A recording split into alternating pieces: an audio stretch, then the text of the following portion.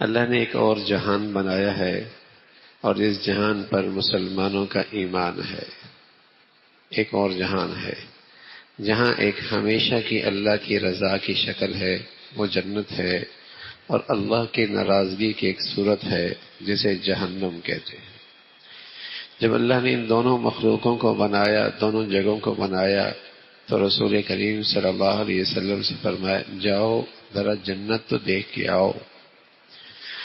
اور جب جبرائیل امین سے کہا جنت دیکھ کے آؤ، جبرائیل امین سے کہا جنت دیکھی، سبحان اللہ، بس اتنا کافی ہے کہ تمہاری آنکھیں ٹھنڈی ہو جائیں گی۔ اللہ نے وہ کچھ رکھا ہے اس میں کہ تمہاری آنکھیں ٹھنڈی ہو جائیں گی۔ فَلَا تَعْلَمُ نَفْسٌ مَّا أُخْفِيَ لَهُم مِّن قُرَّةِ أَعْيُنٍ، آنکھیں ٹھنڈی ہو جائیں گی۔ اور مختصر یہ کہ بس تم کیا چاہ سکتے ہو، تم کیا خواہش کر سکتے ہو، بس تمہاری وہ ہر چاہت اور خواہش وہاں پوری ہوگی۔ تم تصور کے دنیا میں جاؤ اور سوچو کہ تم یوں چاہو گے تو اللہ یوں بھی کر دیں گے، یوں بھی کر دیں گے۔ وَلَكُمْ فِيهَا مَا تَشْتَهِي أَنفُسُكُمْ، بس تمہاری وہاں چاہت پوری ہوگی۔ یہ اللہ کی طرف سے پیغام ہے کہ بس تمہاری وہاں ہر چاہت پوری ہوگی۔ تو جب جنت دیکھی تو جبرائیل امین کہنے لگے اے اللہ، کوئی اس کا تذکرہ سنے اور اس میں جائے بغیر بھی رہ جائے، ایسا بھی ہو سکتا ہے، اس کے تذکرے سنے اور یہاں کی زندگی اور یہاں کا مزہ، کوئی اس کے بارے میں سنے اور پھر یہاں سے رہے بغیر بھی رہ جائے گا۔ تھوڑی دیر کے بعد اللہ نے جبرائیل امین سے کہا اب جا کے دیکھو۔ جب دوبارہ دیکھا تو اب اللہ نے اس سے کچھ ناگواریوں کے پردے کے پیچھے چھپا دیا کہ اس تک پہنچنے کے لیے کچھ ناگواریاں برداشت کرنی پڑیں گی۔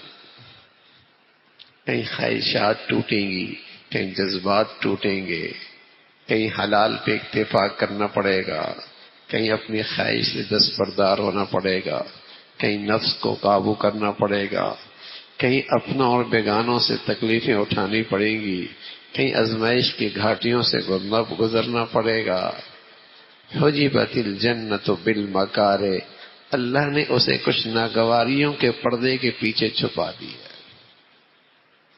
کچھ ناگواریاں اس راستے میں آئیں گی۔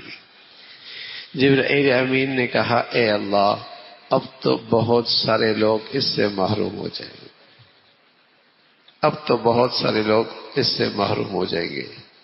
یہ بھی اللہ کی شفقت ہے، پیار ہے کہ رسول کریم صلی اللہ علیہ وسلم کے صدقے ہمیں اس حقیقت سے باخبر بھی کر دیا ہے۔ تو وہ بڑے مزے کی زندگی، لیکن ظاہر ہے اس مزے کو پانے کے لیے کچھ ناگواریاں تو اٹھانی پڑیں گی۔ اور بھائی وہ ناگواریاں ہیں بھی کتنے دن کی، وہ ناگواریاں ہیں بھی کتنے دن کی، ان خواہشات کو قابو رکھنا ہے بھی کتنے دن۔ اس طویل زندگی کے بارے میں تو یوں سمجھیے جیسے ایک صبح اور ایک شام، بس ایک صبح اور شام کی بات ہے، پھر اس زندگی کا آغاز ہے۔ تو ایک صبح اور شام تو اپنے آپ کو آدمی قابو میں کر سکتا ہے، کأنها عشیۃ او ضحاها، ایک صبح یا شام۔ اس طویل زندگی کے مقابلے میں قرآن اس دنیا کی حقیقت صرف اتنی ہی بتاتا ہے۔ تو یہ بھی اللہ کے نبی، اللہ کی شفقت اور پیار ہے کہ اپنے حبیب کے صدقے ہمیں اس حقیقت سے آگاہ بھی فرما دیا ہے۔ تو وہ زندگی پھر جہنم دکھائی، اس کے ہولناک مناظر، اور وہاں جو اللہ کا قہر اور جلال کا منظر ہے، اور وہاں جو لرزہ خیز ہولناک احوال ہیں، یعنی اتنا کافی ہے کہ زخموں کی پیپ ان جہنمیوں کی غذا ہوگی، ان جہنمیوں کی غذا ہوگی۔ پانی اس قدر شدید گرم ہوگا کہ آنتیں باہر آ جائیں گی،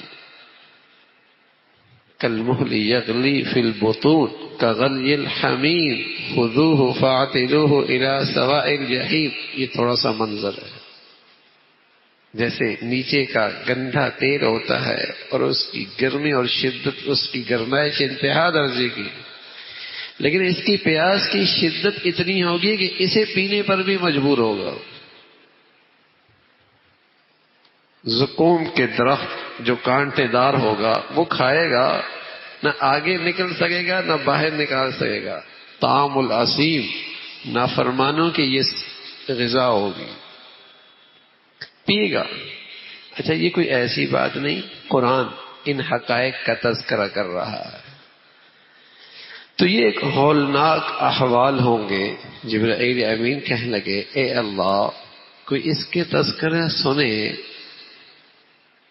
تو اس سے حفاظت کی وہ شکلیں کیوں نہ بنائے اور اس سے بچنے کے جتن کیوں نہ کرے اور اس سے یہ محفوظ کیوں نہ ہو پائے.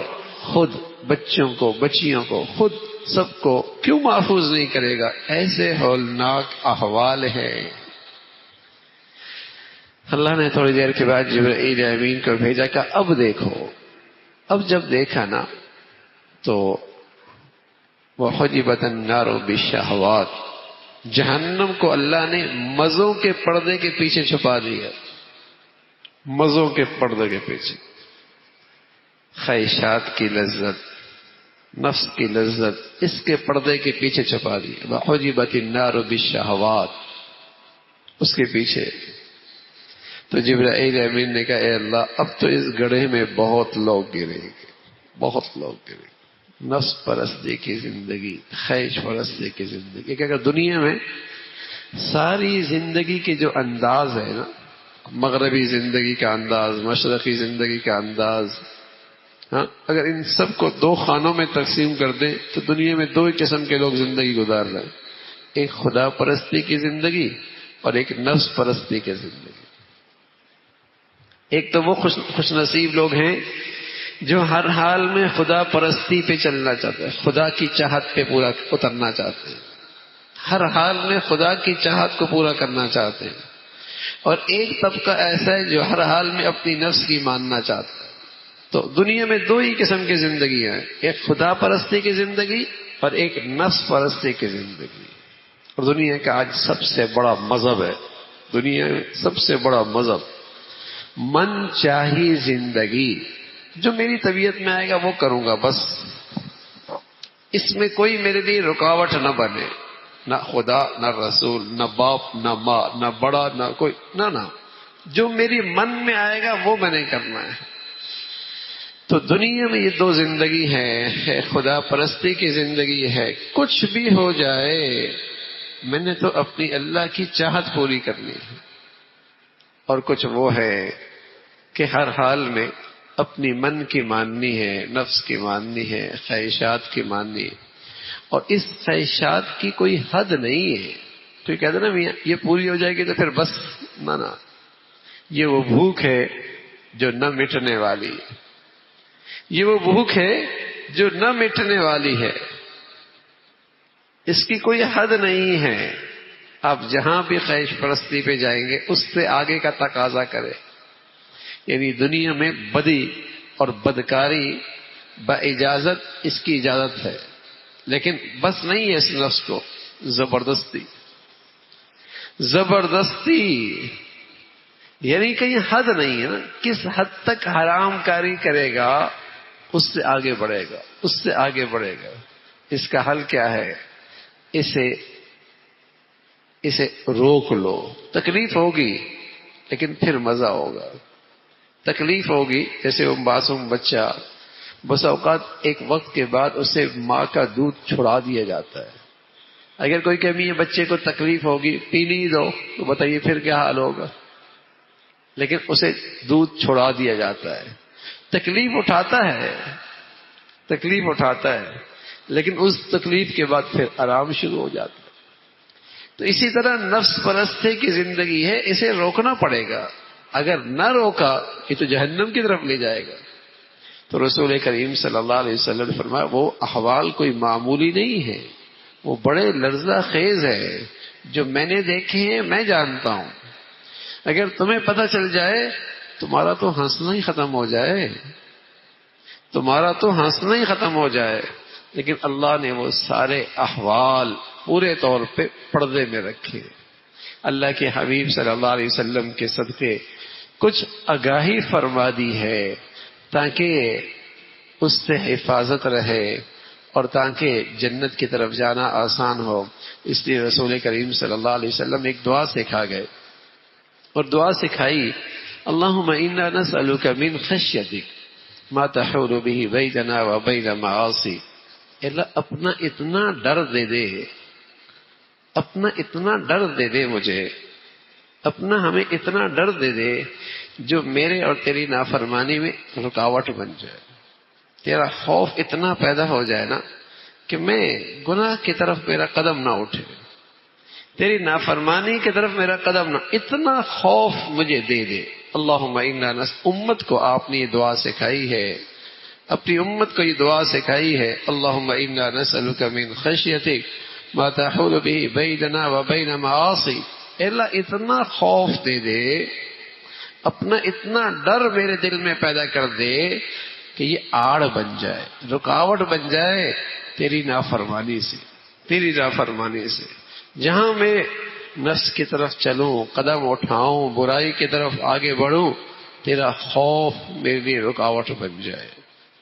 تو لرزہ خیز احوال رسول کریم صلی اللہ علیہ وسلم نے فرمایا ایک اگلے جہان میں ہے، یہ وہ چیز ہے اگر اس کا استحضار رہے تو آدمی اپنی نفس کو قابو پانے میں اس کے لیے آسانی رہتی ہے۔